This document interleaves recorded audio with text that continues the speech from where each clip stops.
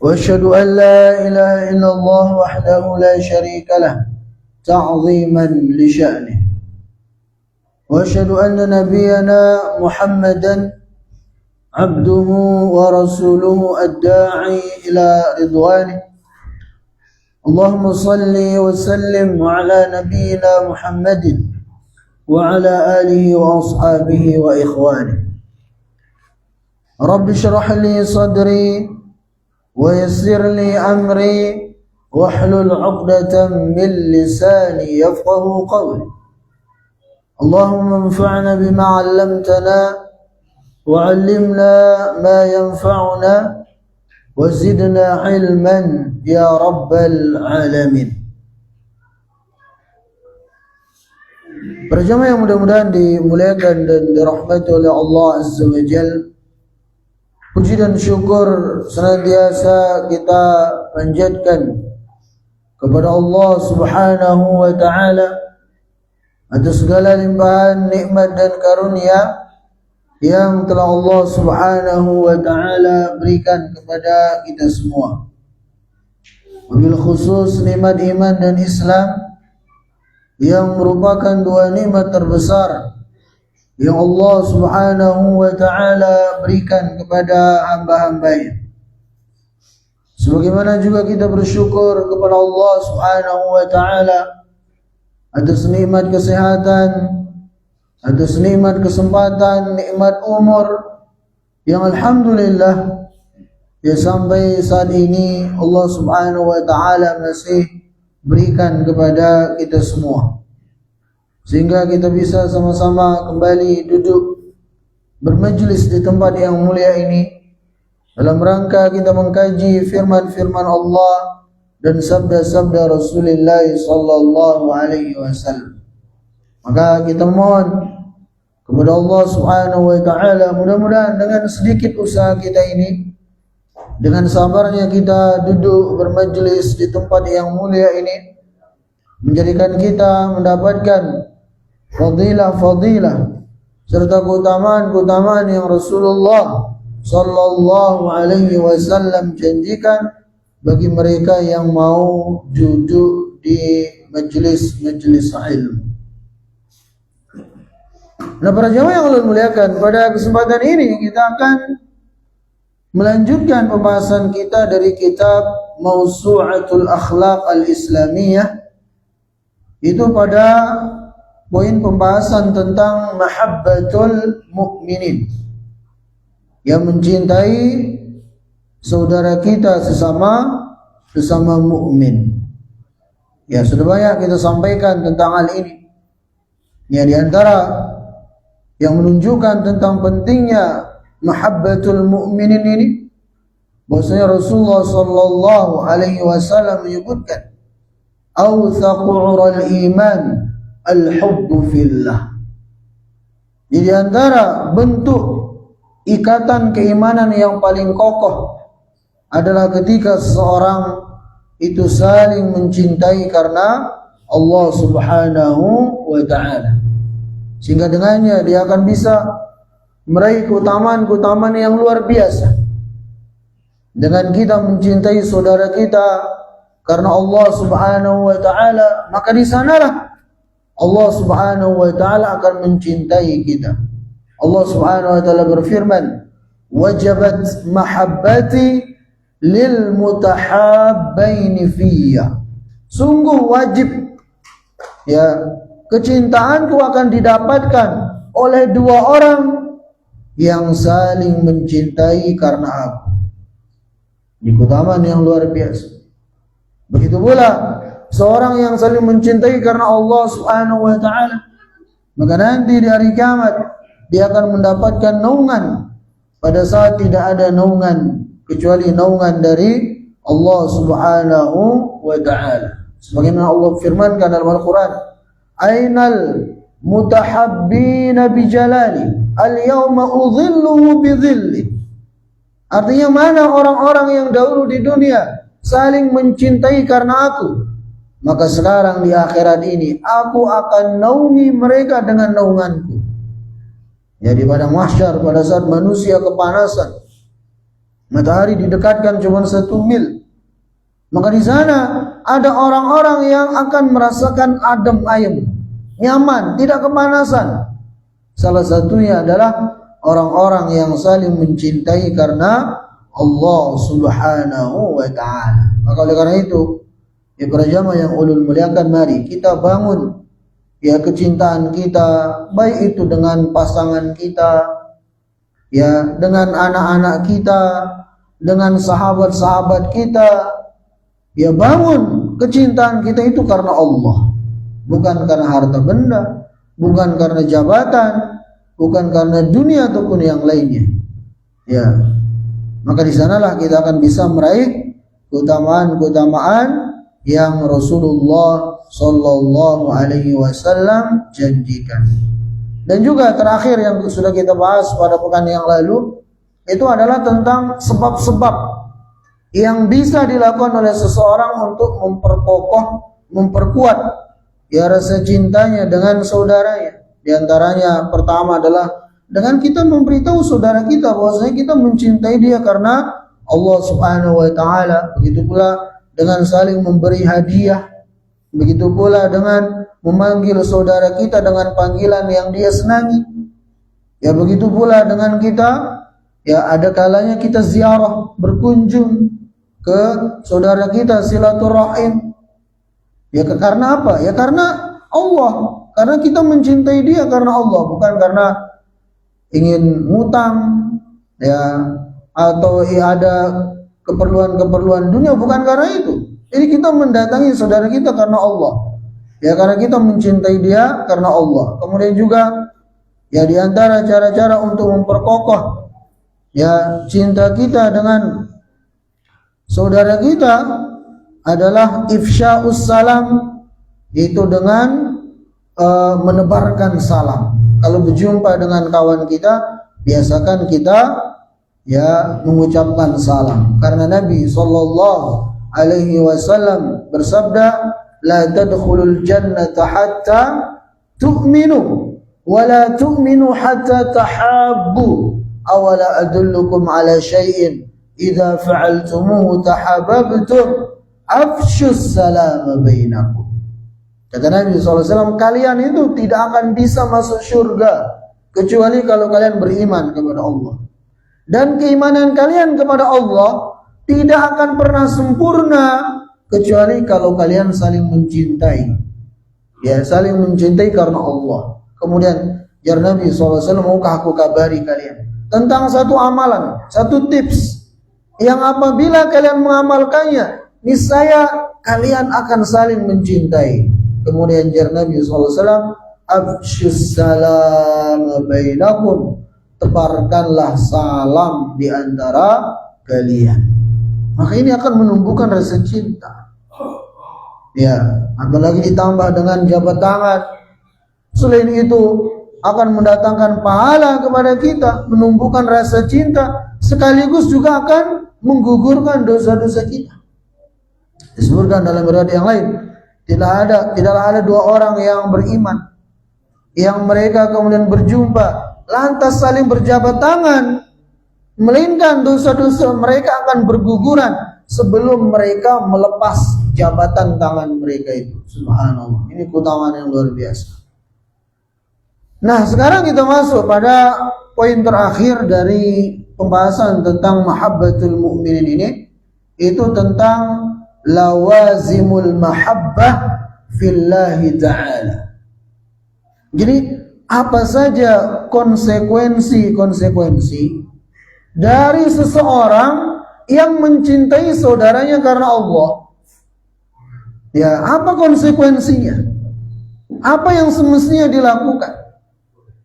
Ya, maka kata beliau di sini, min lawazimil mahabbati fillahi ta'ala, bahwasanya di antara konsekuensi atau tuntutan-tuntutan dari saling mencintai karena Allah Subhanahu wa ta'ala, yang pertama adalah an-nasihah. Itu dengan kita menasihati saudara kita. Ya. Jadi bukti kalau kita betul-betul mencintai saudara kita karena Allah, itu adalah dengan kita menasihati saudara kita.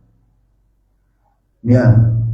Dan inilah ciri orang-orang yang tidak akan merugi yang Allah sebutkan dalam surah Al-Asr. Wal 'asri innal insana lafi khusr illa alladhina amanu wa 'amilus shalihat wa tawasaw bil haqqi wa tawasaw bis sabri. Demi masa sesungguhnya manusia seluruhnya berada dalam kerugian kecuali mereka yang beriman, mereka yang beramal soleh, kemudian mereka yang saling nasihat menasihati dengan kebenaran, nasihat menasihati dengan kesabaran. Ya, nasihat menasihati dengan kebenaran maksudnya menegakkan amar ma'ruf dan nahi munkar, mengajak saudaranya ya untuk melakukan kebaikan-kebaikan, memotivasi saudaranya untuk melakukan amal soleh, ya, menghindarkan, melarang saudaranya dari melakukan kemungkaran. Ini bentuk tawasaw bil haq. Ya, dan ini konsekuensi dari kita mencintai saudara kita karena Allah.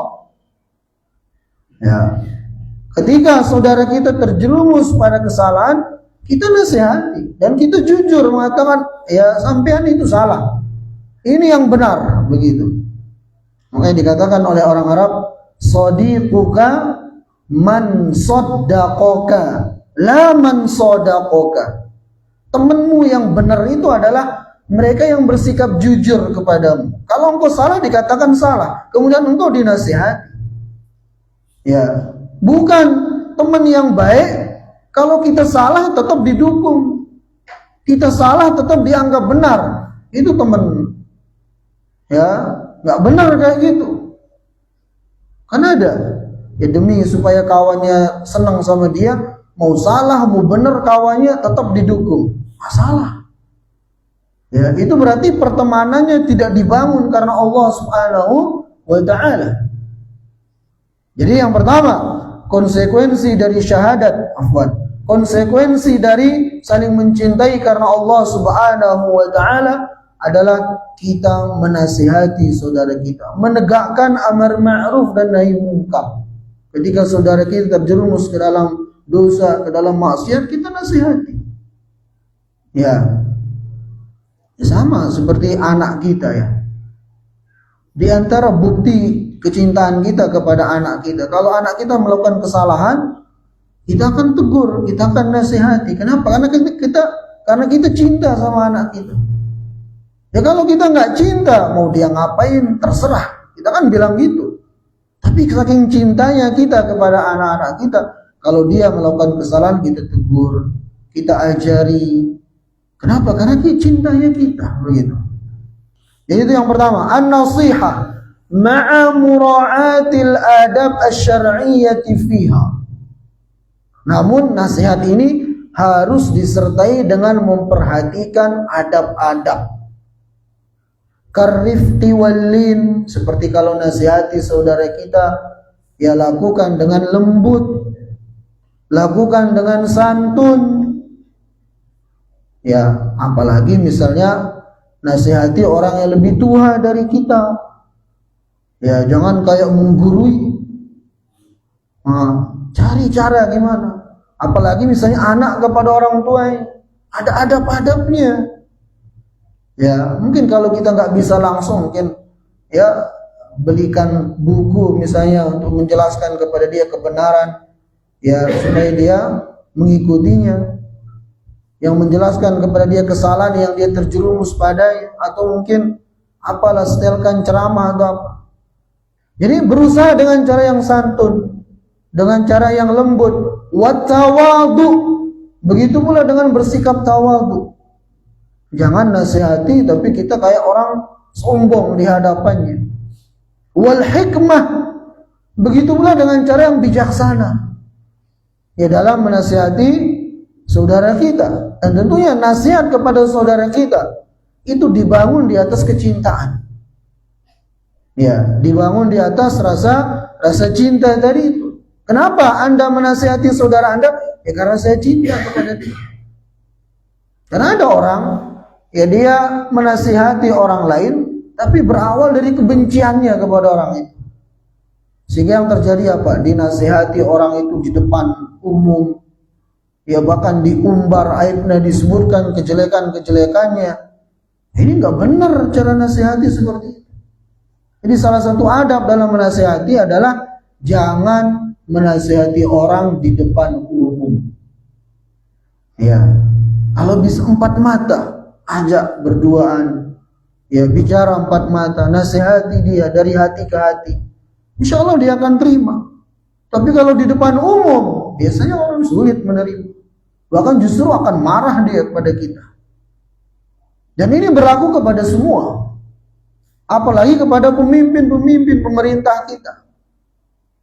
Ya, menasihati pemerintah di depan umum, kejelekan-kejelekan pemerintah diumpar di media sosial, nggak bener kayak gitu. Dan itu nggak ada, biasanya nggak terlalu ngaruh sama pemerintah. Ya, kalau nasihati dengan cara yang baik. Ya, Rasulullah Sallallahu Alaihi Wasallam bersabda, ya man arada an yansaha lidhi sultanin falyakhud biyadi wal yakhlubi. Ya, siapa yang ingin menasihati sultan, penguasa, hendaknya dia ambil tangannya, berdua-duaan dengannya nasihat. Itu adab yang diajarkan oleh Rasulullah Sallallahu Alaihi Wasallam.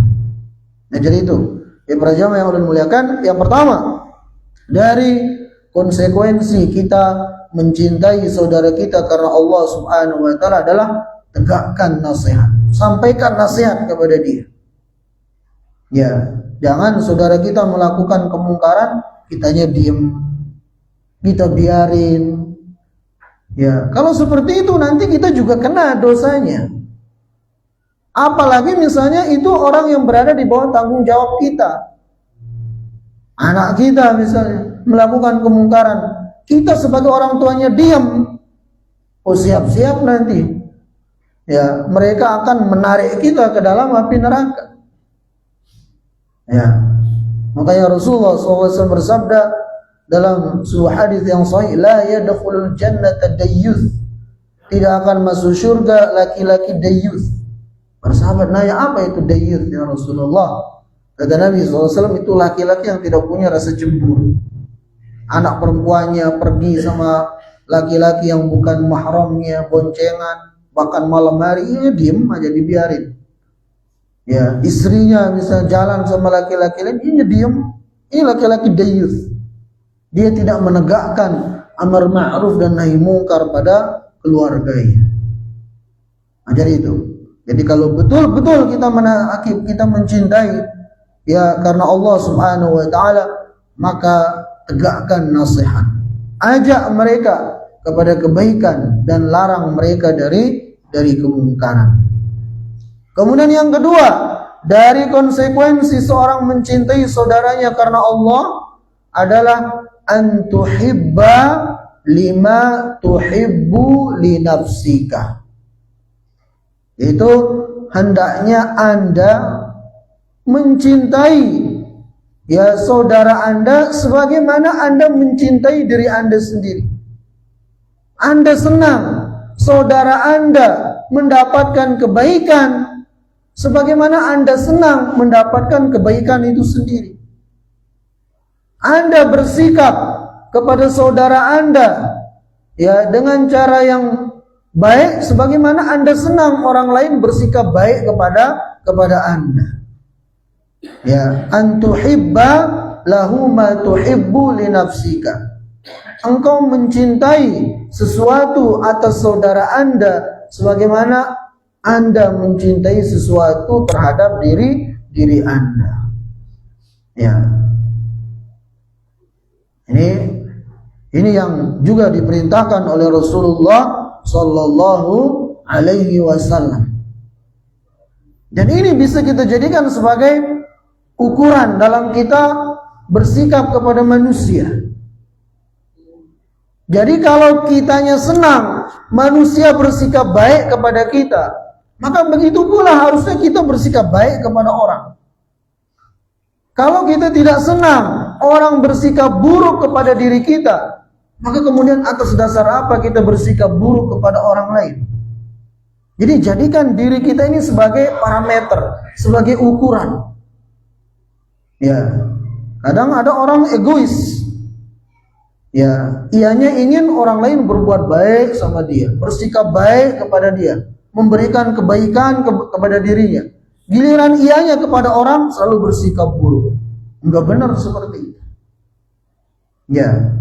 Jadi ini konsekuensi seseorang mencintai saudaranya karena Allah Subhanahu wa taala adalah ketika dia mencintai terhadap saudaranya itu apa yang dia cintai terhadap dirinya. Disebutkan dalam sebuah hadis yang sahih, wa anta tiya ilan nas bima yuhibbu an ya'tiya ilaik, atau kama qala alaihi salatu wassalam.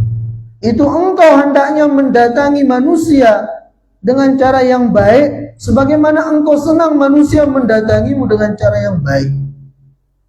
Ya, ini kita mesti lakukan, dan ini seperti yang kita katakan tadi sekaligus sebagai ya ukuran ya bagaimana seharusnya sikap seseorang terhadap saudaranya.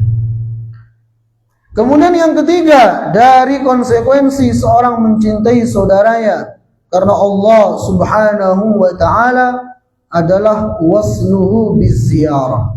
Jadi sempat kita singgung itu dia menziarahi saudaranya, datang silaturahim kepada saudaranya. Ya, seperti yang kita sebutkan tadi itu utamanya luar biasa. Ya, maka orang tersebut akan didoakan kebaikan oleh para malaikat, apalagi kalau saudaranya sakit. Ya, kemudian dia jenguk, dia ziarahi, dia kunjungi, maka di sana dia akan mendapatkan doa kebaikan, permintaan pengampunan dari 70.000 malaikat. Ya. Dan begitu pula walaupun saudara kita nggak sakit, kita datang berkunjung silaturahim, maka ini sesuatu yang dianjurkan dalam agama kita. Maka disebutkan dalam sebuah hadis, ada seseorang yang sedang mendatangi saudaranya di satu kampung.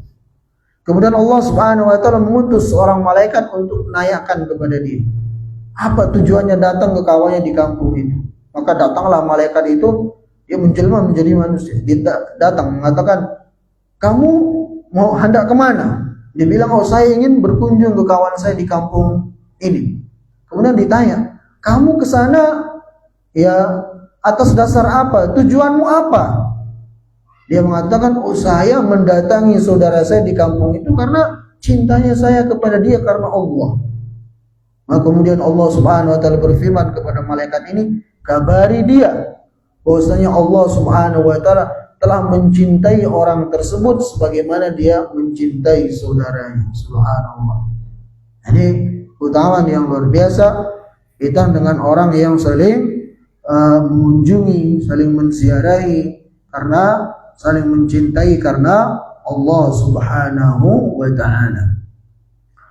Kemudian yang selanjutnya dari konsekuensi seorang mencintai saudaranya karena Allah Azza wa Jalla adalah al-musara'atu fi qada'i hajati. Itu hendaknya dia bersegera untuk menunaikan hajat-hajat atau keperluan saudaranya. Ya, artinya kalau kawannya membutuhkan sesuatu, dianya mampu untuk membantu, ya dibantu begitu. Ya, bukankah ini perintah Allah Subhanahu wa taala kepada kita, wa ta'awanu 'alal birri wat taqwa, dan saling tolong menolonglah kalian dalam kebaikan dan ketakwaan begitu. Ya, jadi kalau ada saudara kita yang membutuhkan, ya tolong. Ya sesuai dengan kemampuan kita tentunya. Ya. Kemudian yang kelima juga dari konsekuensi seseorang mencintai saudaranya karena Allah Subhanahu wa taala adalah az-zabbu an 'irdihi. Itu hendaknya dia membela kehormatan saudaranya. Ini kalau ada orang lain yang melecehkan saudaranya, dia harus bela. Ya. Jangan kemudian malah ikut-ikutan menjelek-jelekkan saudara, malah ikut-ikutan merusak kehormatan saudaranya. Harus dia bela. Ya, ini konsekuensi dari dia mencintai saudaranya karena Allah Subhanahu wa taala. Ya. Kemudian juga yang berikutnya adalah hifdzu sirri. Yang keenam dari konsekuensi seorang mencintai saudaranya karena Allah Azza wa Jalla adalah dengan dia menjaga rahasia saudaranya. Ya. Apalagi yang berkaitan dengan mungkin ada aib, ada kekurangan yang dia ketahui tentang saudaranya, maka jangan sampai dia ceritakan. Jangan sampai dia mengumbarnya. Ya. Dan ini berlaku bukan untuk orang yang kita cintai saja sebenarnya. Siapapun itu. Tidak boleh kita menceritakan aib saudara kita. Dan inilah yang dikenal dengan apa? Ghibah. Ya. Kata Nabi SAW, al-ghibatu dzikruka akhaka fima yakrah. Ghibah itu adalah ketika Anda menyebut kekurangan, cacat, ya aib saudara kita, saudara Anda, ya pada sesuatu yang dia membencinya dan dia tidak hadir di hadapan Anda. Ini ghibah, dan ghibah itu dosa besar. Dan ini bentuk seseorang merusak kehormatan saudaranya. Ya, maka kalau mengetahui kekurangan aib saudaranya disembunyikan. Ya, kita nasihati dia, tapi jangan kita umbar aib saudara kita. Karena itu bentuk ghibah, dan ghibah itu bagian dari dosa besar. Ya, Rasulullah sallallahu alaihi wasallam bersabda dalam sebuah hadis yang sahih, beliau bercerita tentang ketika beliau dalam peristiwa Isra dan Mi'raj itu diperlihatkan kepada beliau siksaan penghuni neraka. Nah, di antara yang diperlihatkan kepada Nabi SAW adalah orang-orang yang memiliki kuku yang panjang-panjang, ya, dari besi atau semacamnya. Kemudian dengannya dia mencabik-cabik wajahnya sendiri. Kemudian Nabi SAW bertanya kepada malaikat yang menemani beliau, ini orang ini apa dosanya dulu di dunia? Maka dikatakan kepada Nabi SAW, ini adalah orang yang dahulu di dunia suka menggibahi saudaranya, suka menyebut-nyebut kejelekan, kekurangan, aib saudaranya, suka merusak kehormatan saudaranya. Alhamdulillah. Ya. Bahkan walaupun kekurangan itu beneran ada pada saudaranya. Makanya lihat dalam sebuah riwayat, salah seorang istri Nabi SAW menyebut kekurangan pada istri yang lainnya. Dikatakan, ya, di hadapan Nabi SAW, wahai Rasulullah SAW, si fulanah, itu istri Anda yang lain itu dia orangnya pendek. Beneran memang pendek. Maka apa kata Nabi SAW? Laqad qulti kalimatan law muzijat bihal bahru lamazzajat. Sungguh engkau telah mengatakan satu kalimat yang kalau ucapanmu ini dicampuri dengan lautan, niscaya akan menjadikan air laut itu rusak. Ya, saking dahsyatnya ucapan. Padahal memang bujuran ada pada orang itu. Ya, jadi kalau dicampuri dengan air laut, kata Nabi SAW, akan rusak air laut itu. Padahal air laut kan asin. Orang kalau ingin mengawetkan sesuatu pakai yang asin. Ya. Tapi ini saking dahsyatnya ucapan itu, kata Nabi SAW, itu kalau dicampur dengan air laut akan merusak. Ini menunjukkan dahsyatnya seseorang yang menggibahi, ya, menyebut kekurangan, aib yang ada pada saudaranya, walaupun itu beneran ada pada saudaranya. Nah, kita kalau benar-benar mencintai saudara kita, maka sembunyikan aibnya, tutup rapat-rapat aib saudara kita. Apalagi dengan pasangan kita. Ya, ini ibu-ibu, ya, jangan dikit-dikit kadang curhat di media sosial tentang, ya kekurangan suaminya, ya sehingga semua orang tahu. Atau kita juga bapak-bapak, ya buat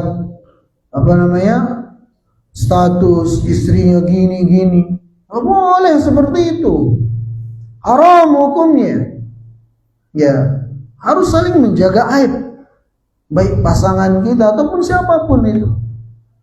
Nah, ini salah satu konsekuensi dari kita mencintai saudara kita karena Allah Subhanahu wa ta'ala. Begitu. Kemudian yang selanjutnya, yang ketujuh adalah i'anatuhu 'alal khair.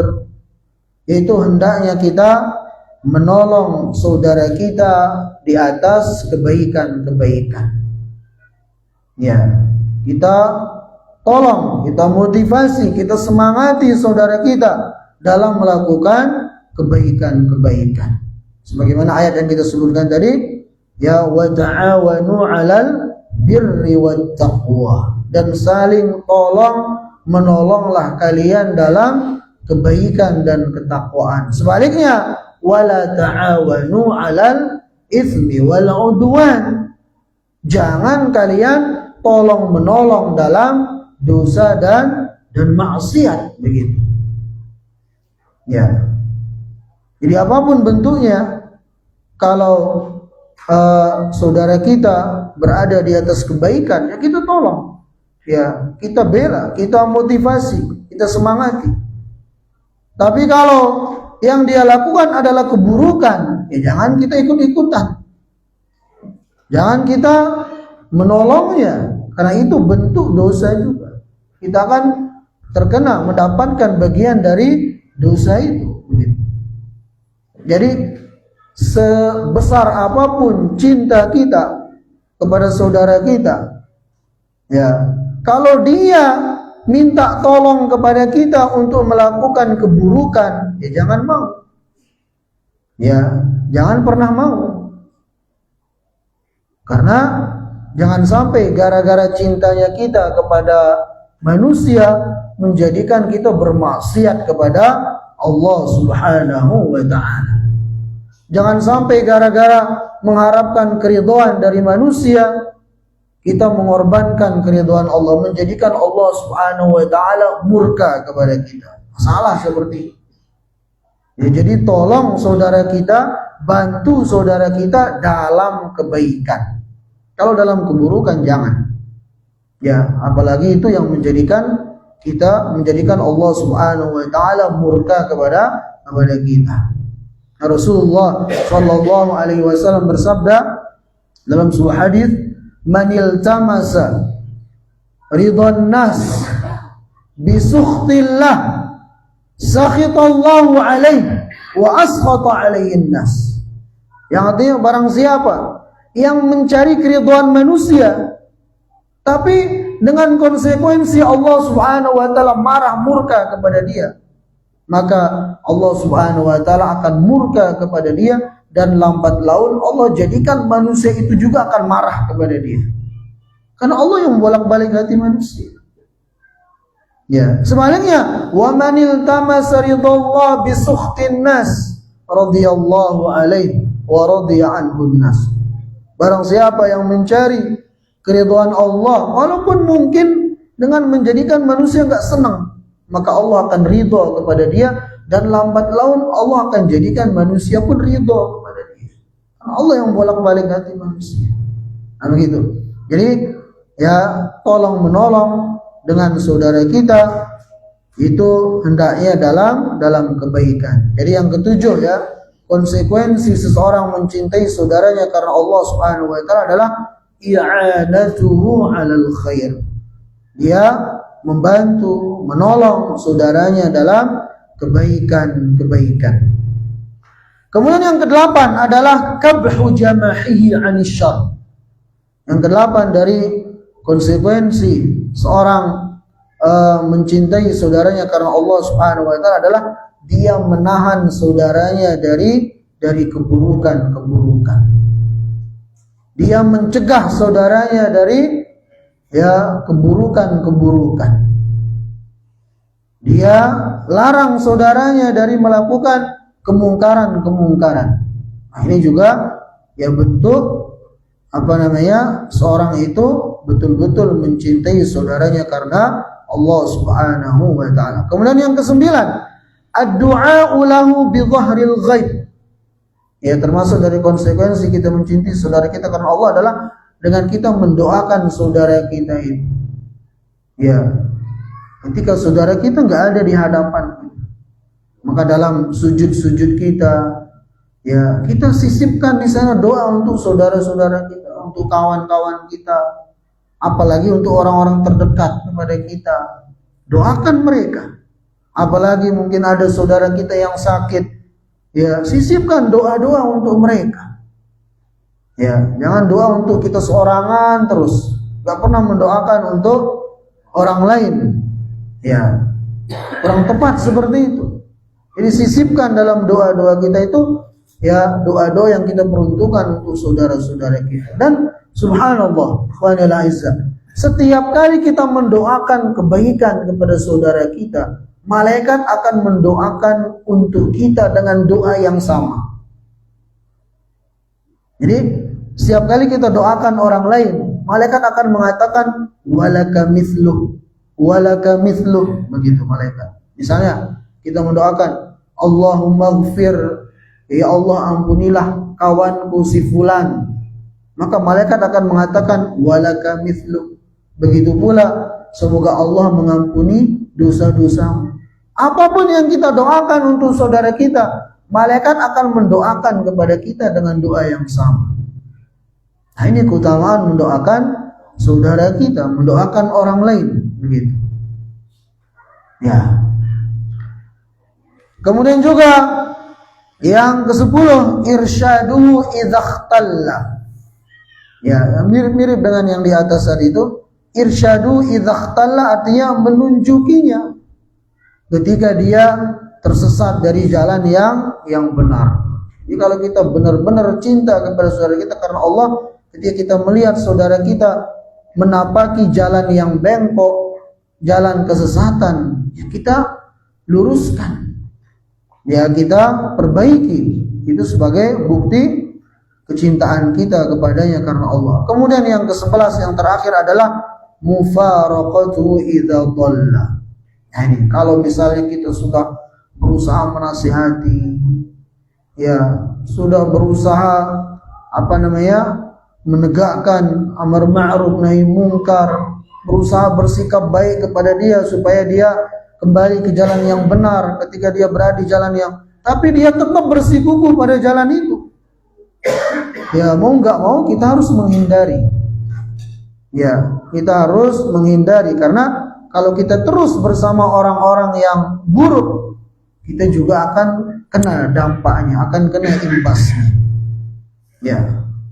Tapi ini dilakukan setelah semua usaha dikerahkan, begitu. Nah, itu dia 11 hal yang disebutkan oleh Syekh di sini kaitan dengan lawazimul mahabbati fillahi ta'ala. Itu konsekuensi seseorang saling mencintai karena Allah Subhanahu wa ta'ala. InsyaAllah pada kesempatan yang akan datang kita akan masuk pada pembahasan berikutnya, itu tentang as-salatu ala nabi sallallahu alaihi wasallam. Demikian yang ulun bisa sampaikan, mudah-mudahan sedikit ada manfaatnya. Assalamualaikum warahmatullahi wabarakatuh.